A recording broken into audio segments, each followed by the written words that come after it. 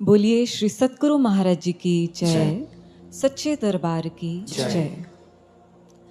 तमिलनाडु के महाबलीपुरम में एक ऐसी चट्टान है जो 20 फुट ऊंची, 250 टन भारी और केवल 4 स्क्वायर फीट एरिया पर खड़ी हुई है।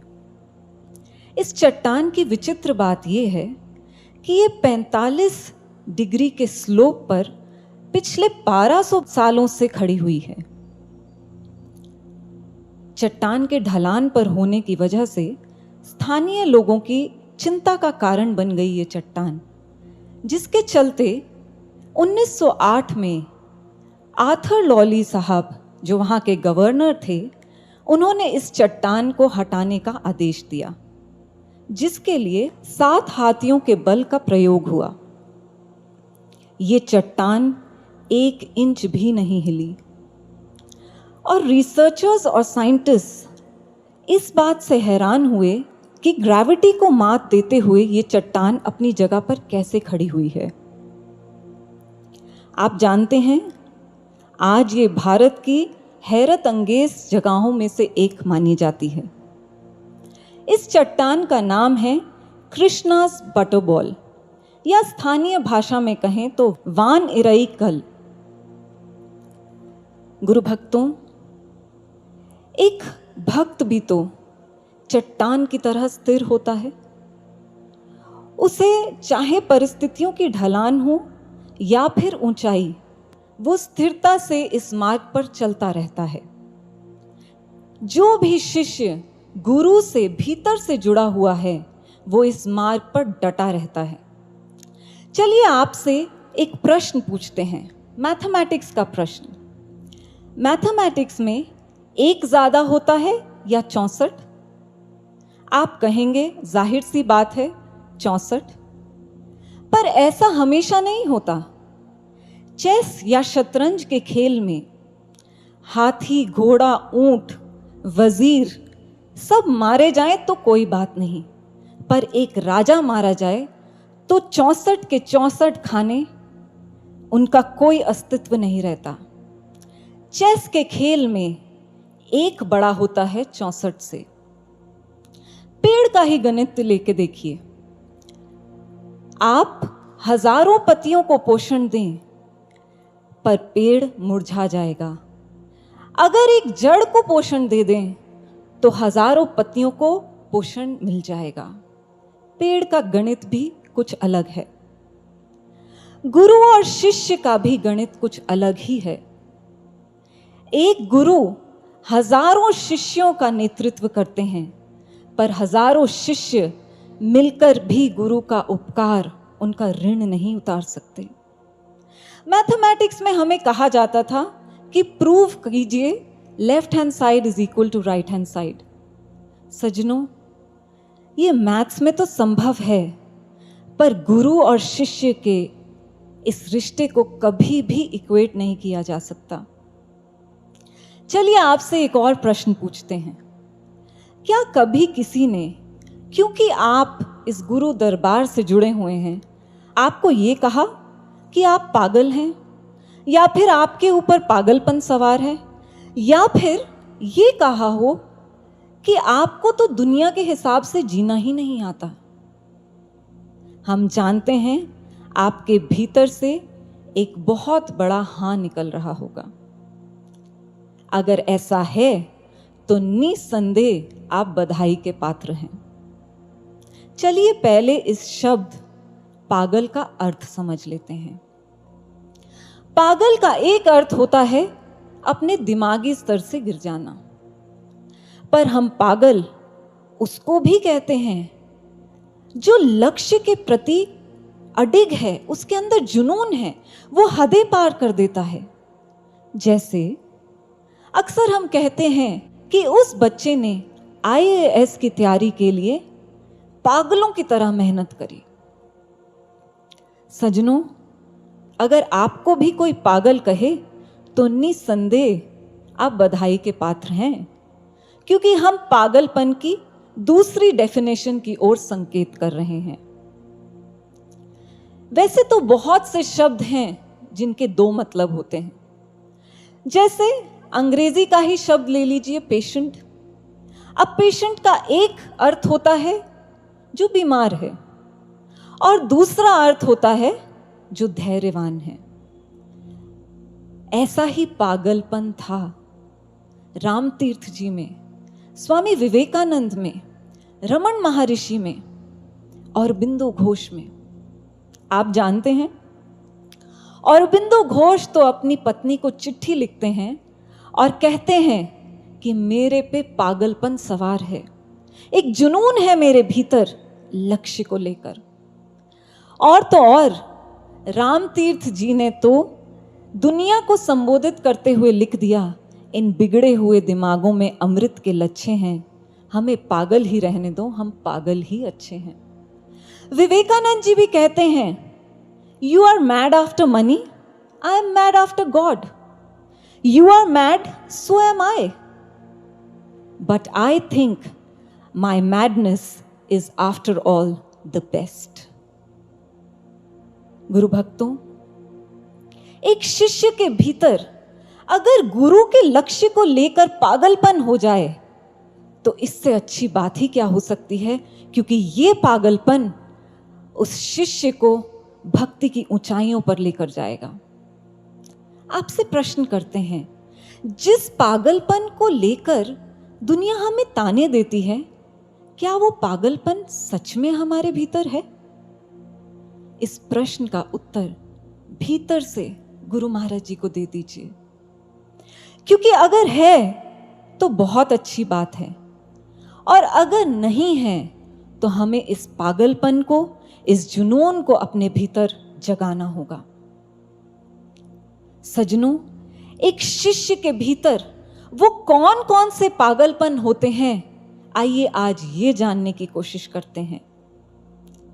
शिष्य के भीतर पागलपन नंबर 1 होता है साधना और सुमिरन करने का। कहते हैं, if gold rust what should iron do, यानी कि अगर सोने को जंग लग जाए तो लोहा क्या करेगा। वैसे तो हम सब जानते हैं कि जंग लोहे को लगता है, सोने को नहीं। कहने का भाव, अगर एक शिष्य ही साधना और सुमिरन के प्रति निष्क्रिय हो जाए तो फिर बाकियों का क्या होगा। कहीं ऐसा तो नहीं कि हमने अपने जीवन में KFP प्रिंसिपल अपना लिया है। KFP यानी क्या फर्क पड़ता है हम साधना सुमिरन करें या ना करें। पर सज्जनों, फर्क पड़ता है, बहुत फर्क पड़ता है। आप घर में झाड़ू का इस्तेमाल तो करते होंगे। जब हम झाड़ू का इस्तेमाल करते हैं और झाड़ू लगाते लगाते 1-2 तीलियां झाड़ू की बाहर निकल जाती हैं, तो हम क्या करते हैं, उन तीलियों को वापस उस झाड़ू में एडजस्ट करने की कोशिश करते हैं। और अगर वहीं पर कोई खड़ा हो और हमें कहे कि क्या फर्क पड़ता है, 1-2 तीलियां ही तो हैं, तो हम झट से क्या उत्तर देते हैं, अरे 1-1, 2-2 करके ऐसे तीलियां निकलती रहीं तो फिर कुछ ही दिनों में ये झाड़ू खराब हो जाएगा।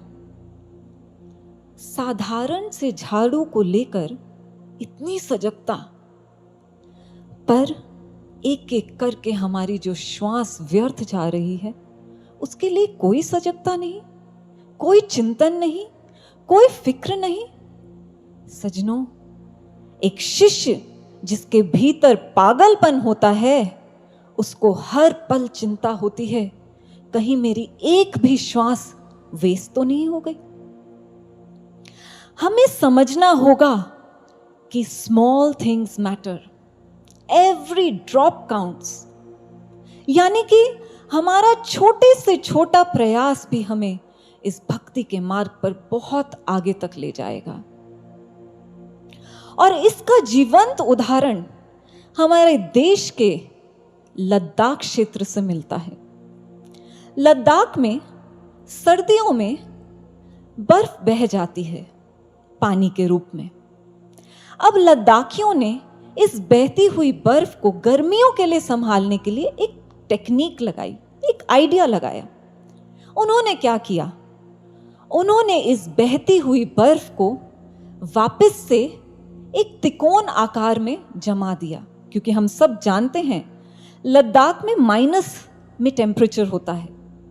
और उन्होंने ऐसे बहुत सारे आर्टिफिशियल आइस के पहाड़ बनाए, यानी बर्फ के पहाड़ बनाए, और इनको नाम दिया आइस स्तूपास का। अब इन आइस स्तूपास से बहुत चमत्कारी परिणाम मिले। जब अप्रैल और मई का महीना आता और खेती का समय होता है तब खेतों में यही आइस स्तूपास पानी पहुंचाते हैं। इसी पानी को खेतों तक ले जाया जाता है। आप जानते हैं कि लद्दाख एक कोल्ड डेजर्ट है और इन आइस स्तूपास की वजह से आज वहां पर हरियाली देखने को मिलती है। और इस आइडिया के लिए लद्दाखियों को बहुत सारे अंतर्राष्ट्रीय अवार्ड्स भी मिले। क्या मंत्र था इन आइस स्तूपास का? मंत्र यही था कि पानी व्यर्थ ना जाए। बस यही मंत्र अगर एक शिष्य भी अपने जीवन में लागू कर ले तो वो सच में भक्ति की ऊंचाइयों को छू जाएगा। एक एक श्वास जो हमारी व्यर्थ जा रही है, उस एक एक श्वास को सुमिरन में लगाना होगा और एक ऐसा स्तूपा बना देना होगा कि हमारे मन की बंजर भूमि में भी भावनाओं की हरियाली हो जाए। सजनों, ऐसा जुनून, ऐसा पागलपन एक शिष्य के भीतर होता है। पर आप जानते हैं समस्या क्या है? हमारे साथ समस्या ये है कि जब हम संसार में होते हैं तो हम पूरी तरह संसार के ही होकर रह जाते हैं, करतार को तो भूल ही जाते हैं। पर सजनों, हमें सबक लेना होगा उनसे जिन्होंने सुमिरन पर मास्टरी गेन करी, जैसे कबीरदास जी। हमें वो करना होगा जो कबीरदास जी ने अपने जीवन में लागू किया। उन्होंने क्या लागू किया अपने जीवन में? उन्होंने सुमिरन को लेकर अभ्यास किया, प्रैक्टिस की, और हमें भी यही करनी होगी। कहते हैं कि जब एक स्टूडेंट भरतनाट्यम सीखने जाता है तो उसको एक निर्देश मिलता है, that your eyes should follow your hands, यानी कि आपकी आंखें आपके हाथों को फॉलो करें। जहां जहां आपका हाथ जाए वहां वहां आपकी आंखें भी जाएं। अब पहले पहले जो स्टूडेंट होता है उसको बहुत मुश्किल होती है। उसको बार बार अपना ध्यान हाथों और आंखों के तालमेल पर बैठाना पड़ता है।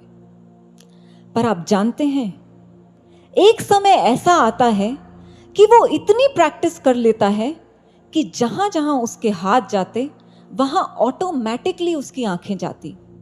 बिना किसी प्रयास के उसकी आंखों और हाथों में एक तालमेल बैठ जाता। गुरु भक्तों, ठीक यही हमें भी करना है। हमें भी बार बार सुमिरन पर अपना ध्यान लेकर जाना होगा। जब हम संसारिक कार्यों में होते हैं, बार बार अपना ध्यान सुमिरन की ओर खींचिए।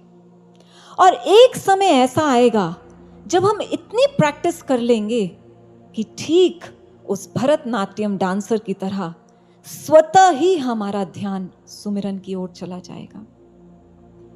आप जानते हैं, ओलंपिक्स की 15 सेकंड की परफॉर्मेंस के लिए एक स्पोर्ट्स पर्सन कितने साल मेहनत करता है, कितने साल प्रैक्टिस करता है? लगभग 15 साल। 15 सेकंड की परफॉर्मेंस के लिए 15 साल की प्रैक्टिस। सजनों, हमें भी अभ्यास करना होगा सुमिरन का। और एक दिन ऐसा आएगा, न केवल हमारी पकड़ सुमिरन पर बन जाएगी, हमारा ध्यान साधना में भी लगने लग जाएगा। साधना 2 तरह की होती है। पहली साधना वो होती है जो महज औपचारिकता होती है। हमने सोचा है कि हमने साधना करनी है, हम साधना में बैठ जाते हैं। और फिर क्या होता है, साधना में हमें विचार आते हैं। कभी हम साधना में अपने रिश्तों की इच्छा पूर्ति हेतु विचार लेकर आते हैं, कभी हम अपनी फ्यूचर प्लानिंग्स कर रहे होते हैं साधना में ही बैठकर, और कभी तो ऐसा होता है कि किसी से मतभेद हो जाए तो वही वार्तालाप हमारे भीतर चल रही होती है। सज्जनों, ऐसी साधना हमें नहीं करनी। ये साधना नहीं है। हमें कैसी साधना करनी है? हमें वो साधना करनी है जिसमें हम अपने गुरु से एकमिक हो जाएं, हमारा डायरेक्ट अलाइनमेंट हो जाए गुरु के साथ। हमें ऐसी साधना करनी होगी। आपने कभी परछाइयों से खेला है? हम हाथों की अलग अलग आकृतियां बनाते और उन आकृतियों को जमीन पर देखते परछाई के रूप में। पर आप जानते हैं कि साल के 2 ऐसे दिन होते हैं जब आप हाथों की कैसी भी आकृति बनाएं, परछाई जमीन पर दिखती ही नहीं है। इन दिनों को जीरो शैडो डेज कहा जाता है। एस्ट्रोनॉमिकल साइंस के हिसाब से जब सूर्य ठीक पृथ्वी के ऊपर होता है, डायरेक्ट अलाइनमेंट होता है पृथ्वी और सूर्य के बीच में, मानो हमारी शैडो गायब हो गई हो। इसी साल 26 मई को महाराष्ट्र के नागपुर में जीरो शैडो डे ऑब्जर्व किया गया। मानो इस दिन हम और हमारी परछाई एक हो गए हों। गुरु भक्तों, पृथ्वी रूपी शिष्य जब सूर्य रूपी गुरु के साथ एक तारतम्य स्थापित कर लेता है, एक डायरेक्ट अलाइनमेंट स्थापित कर लेता है, तो फिर विचारों रूपी हमारी परछाई, उसका महत्व ही नहीं रहता, वो महत्वहीन हो जाती है। और ऐसी ही साधना हमें करनी है। हम बहुत सारे विटामिन्स खाते हैं और आजकल के दौर में तो खासकर, पर एक शिष्य जानते हैं कौन सा विटामिन खाता है? वो खाता है विटामिन एस, साधना और सुमिरन का विटामिन। और उसके भीतर जुनून होता है साधना और सुमिरन को लेके। ऐसा ही जुनून था रामकृष्ण परमहंस जी के शिष्य स्वामी तुरायानंद जी में। एक दिन स्वामी तुरायानंद जी ने ठान ली कि अब से मैं जब भी साधना करूंगा, मेरा ध्यान कहीं नहीं जाएगा, बस मेरे लक्ष्य पर रहेगा। और साथ ही साथ उन्होंने ये भी ठाना कि जब भी मैं साधना करूंगा, मेरी रीढ़ की हड्डी बिल्कुल सीधे होगी। स्वामी तुरायानंद जी के गुरु भाई स्वामी विवेकानंद जी उनके बारे में क्या कहते हैं?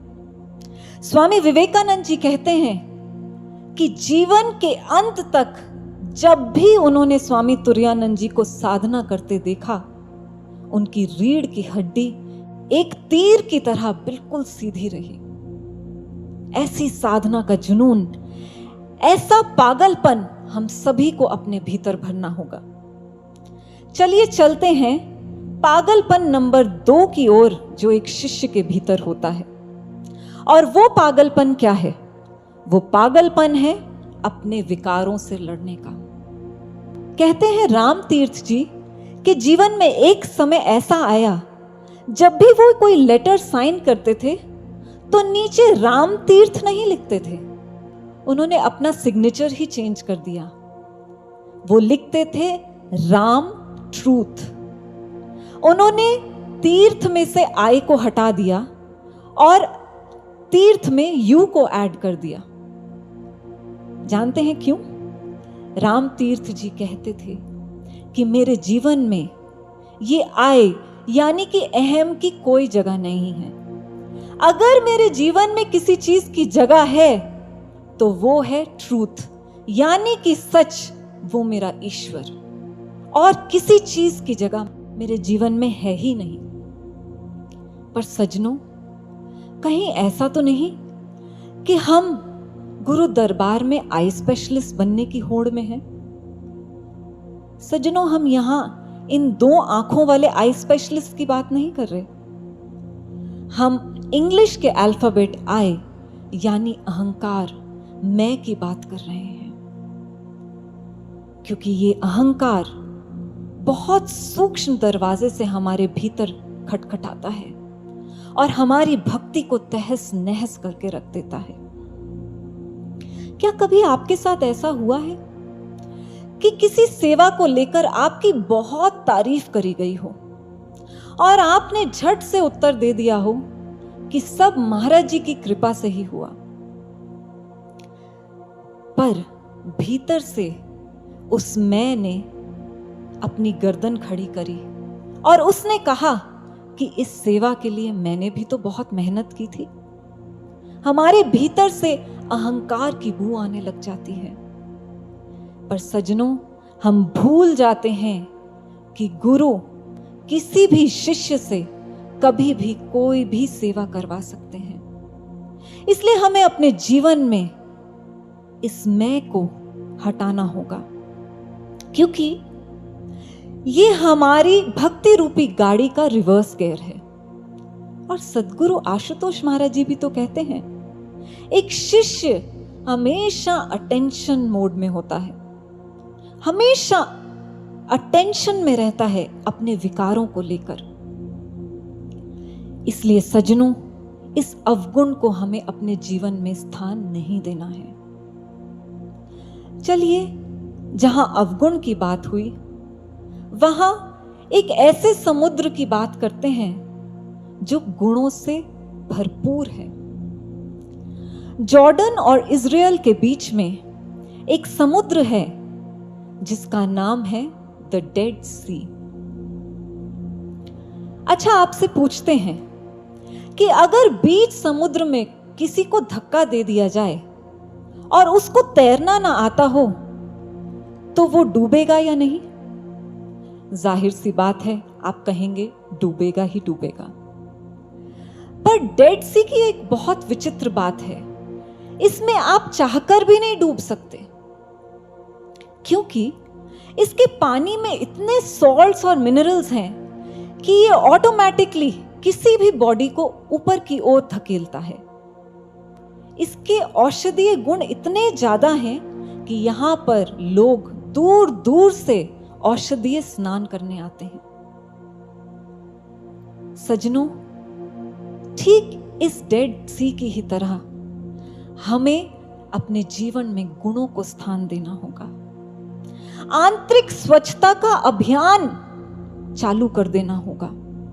हमें सेल्फ इंट्रोस्पेक्शन करनी होगी, हमें सेल्फ एनालिसिस करना होगा। और अगर हम ऐसा करते हैं तो किसी भी परिस्थिति में या फिर किसी भी नेगेटिव सिचुएशन में हम तैर कर पार हो जाएंगे, हम डूबेंगे ही नहीं। पर ये कहने में जितना आसान है, करने में उतना ही मुश्किल है। और वो ही शिष्य अपने ऊपर काम कर सकता है जिसे गुरु से प्रेम हो। प्रेम भी कैसा? जैसा चाणक्य को था अपनी मां के प्रति। आप जानते हैं एक दिन क्या हुआ? चाणक्य की मां चाणक्य के चेहरे को देखकर जोर जोर से रोने लग गई।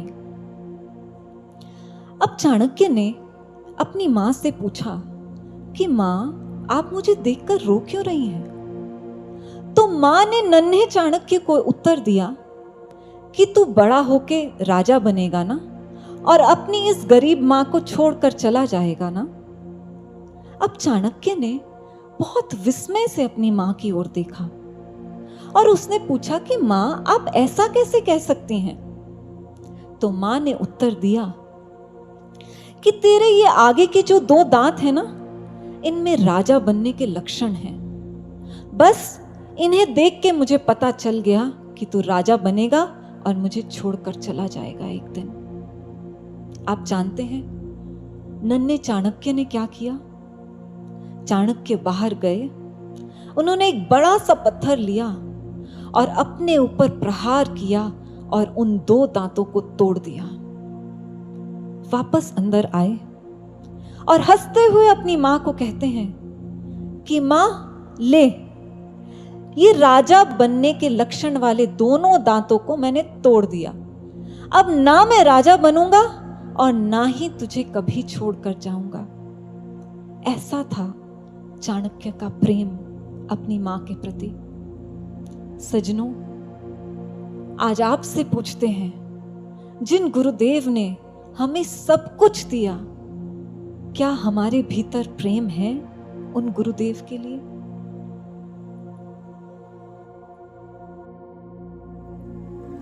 आशुतोष महादानी ने यहाँ हमको बहुत दिया है। जड़ चेतन हर एक व्यक्ति से उसने प्रेम किया है।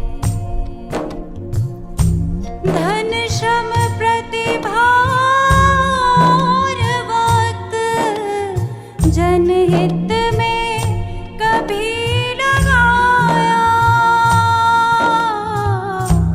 उसके हर एक अंश को गुरु ने सूद सहित लौटाया। दया की छाव चले अंग संग नित, गुरु का यही विधाना। करता बहुत उम्मीदें हमसे, हमारा करुणा निधाना। करता बहुत उम्मीदें हमसे, हमारा करुणा निधाना।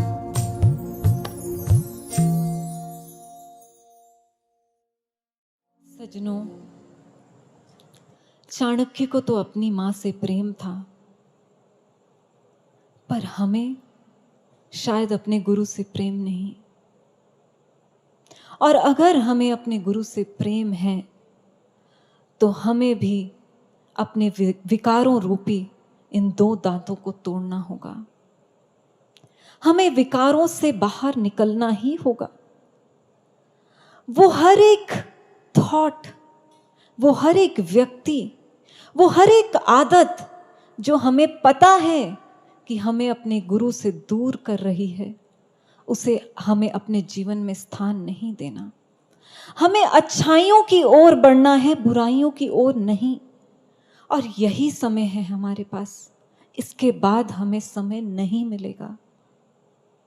किसी ने ठीक ही तो कहा है कि बुराइयों की मिसाल ऐसी होती है जैसे पहाड़ से उतरना। एक कदम उठाओ तो बाकी सभी कदम अपने आप उठते जाते हैं। और अच्छाई की मिसाल ऐसी होती है जैसे पहाड़ पर चढ़ना। हर एक कदम पिछले कदम से मुश्किल होता है, पर हर एक कदम पर बुलंदी मिलती है।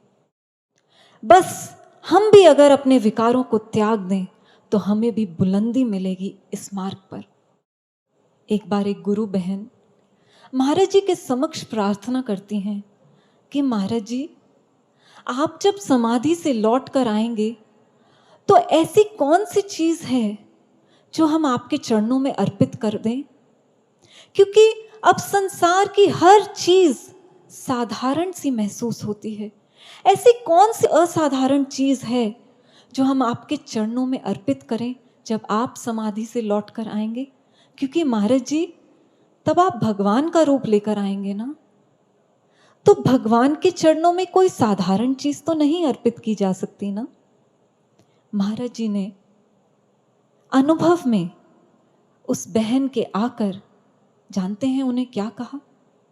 कि अगर तुम कुछ अर्पित ही करना चाहते हो तो अपना नवीन स्वरूप मेरे चरणों में अर्पित कर दो।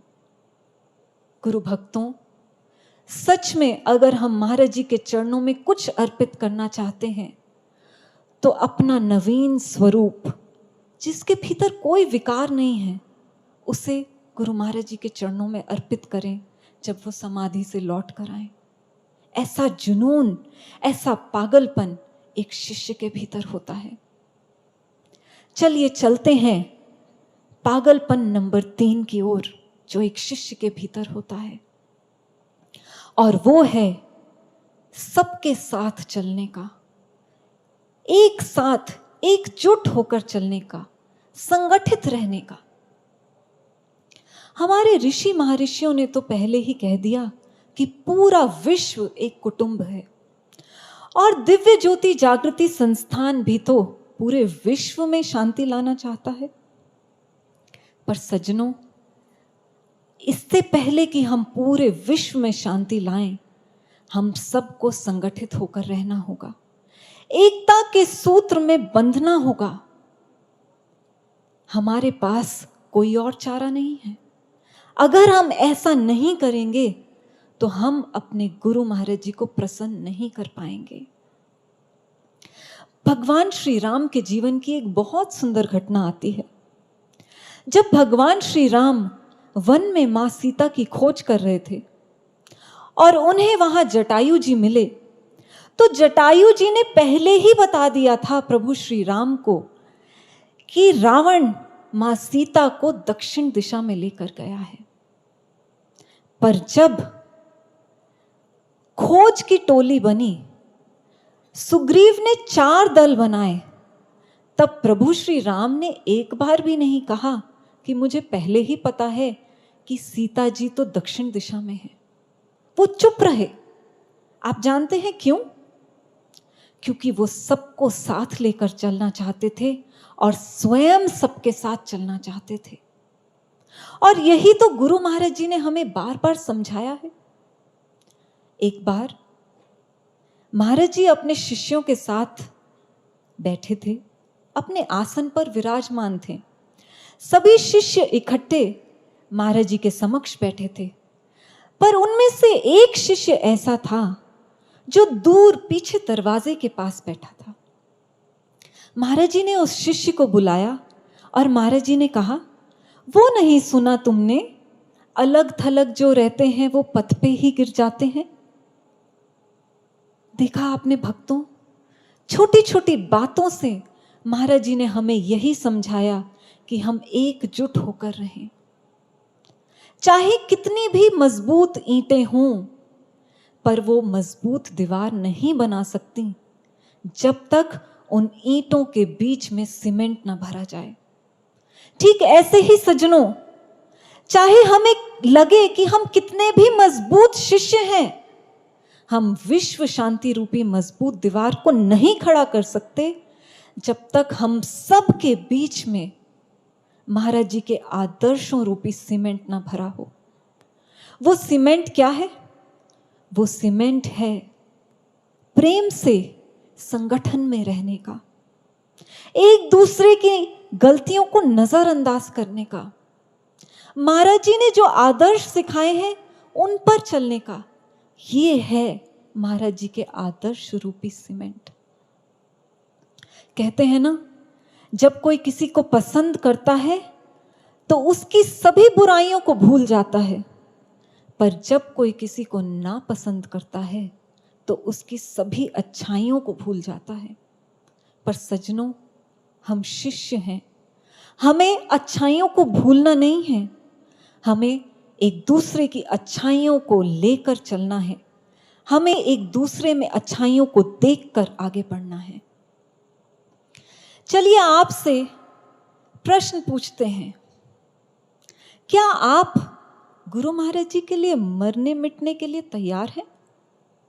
हम जानते हैं आप सबके भीतर से एक बहुत बड़ी हाँ निकल रही होगी, पर सज्जनों, महाराज जी हमसे ये नहीं चाहते। एक बार महाराज जी ने स्वयं कहा कि गुरु के लिए मरना तो बहुत आसान है, पर गुरु के लिए जीना बहुत मुश्किल है। और हम सब जानते हैं कि महाराज जी क्या चाहते हैं हमसे। हम सब जानते हैं कि कैसा जीवन महाराज जी हमसे चाहते हैं, हम कैसे जिएं। पर अफसोस की बात, आप जानते हैं हम कैसे जीते हैं? छोड़ दिया तन से जो कुछ कभी छोड़ा नहीं वो मन से, दूर हुए ना ईर्ष्या रोष अब तक जीवन से। अभिलाषा व लोभ कामना रह रह कर जगती है, बढ़ते मन को निर्माण के पथ पर अभिविकल करती है। निज पद प्रवाह के किस्सों को छोड़ा न हमने सुनाना, करता बहुत उम्मीदें हमसे हमारा करुणा निधाना। करता बहुत उम्मीदें हमसे हमारा करुणा निधाना।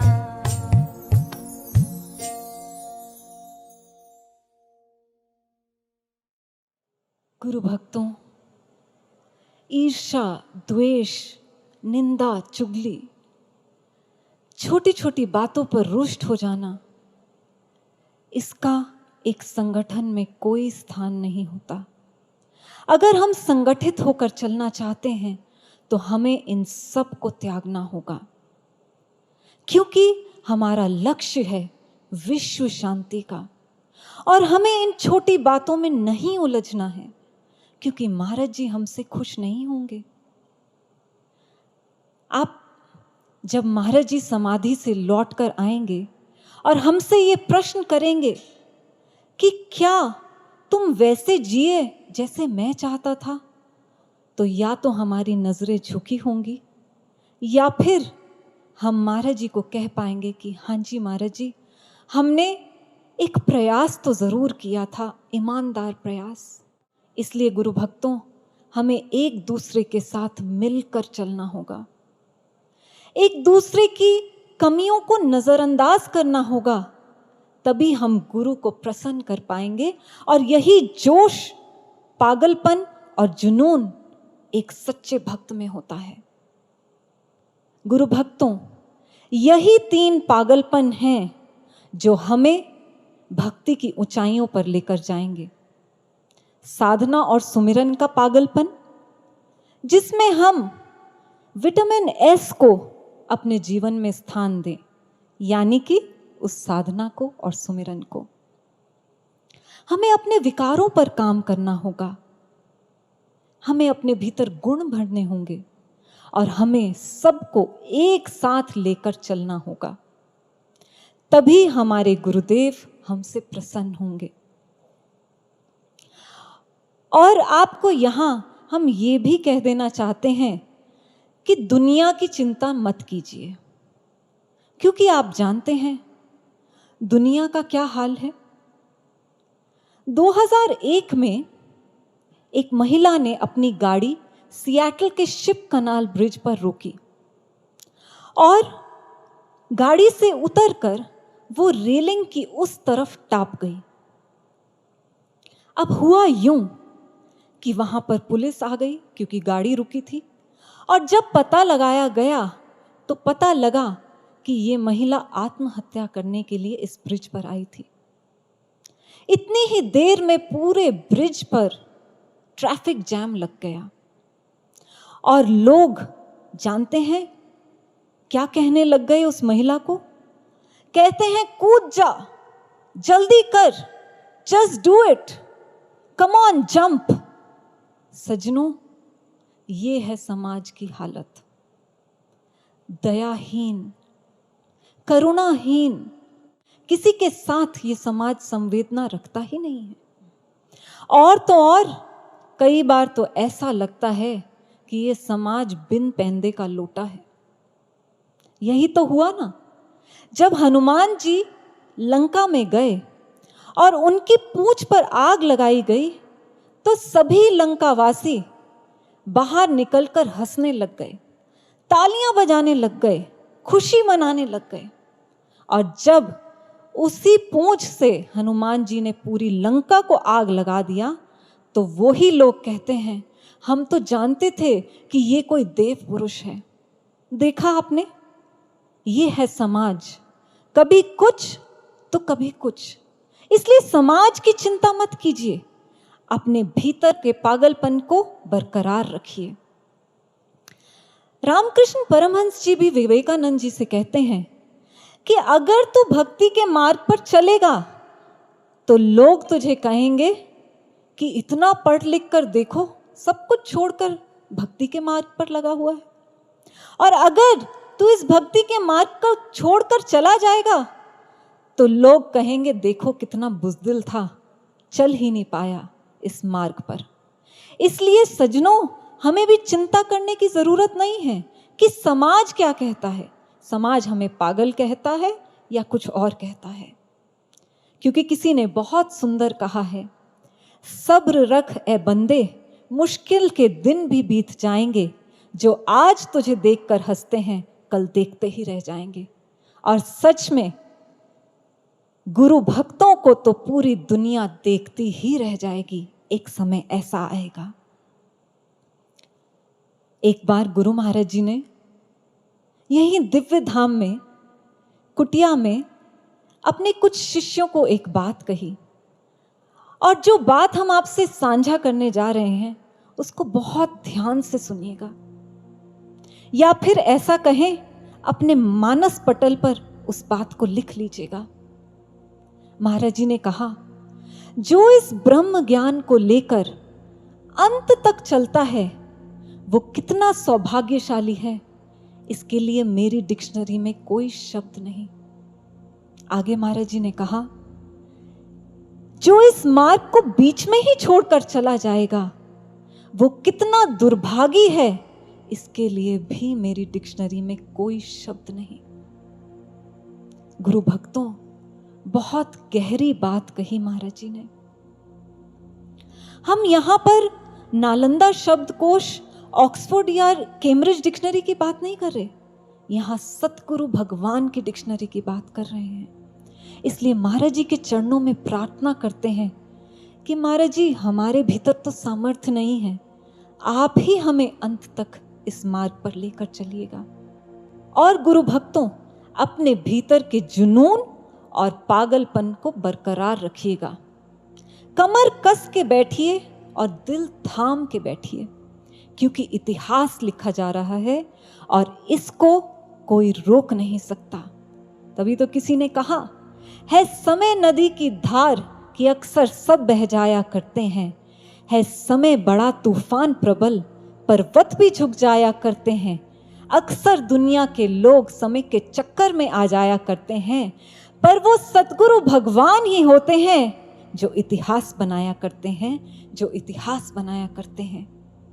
इसलिए गुरु भक्तों, आज दिल से गुरु महाराज जी के चरणों में प्रार्थना करते हैं कि हम भी इस इतिहास को बनते हुए देख पाएं।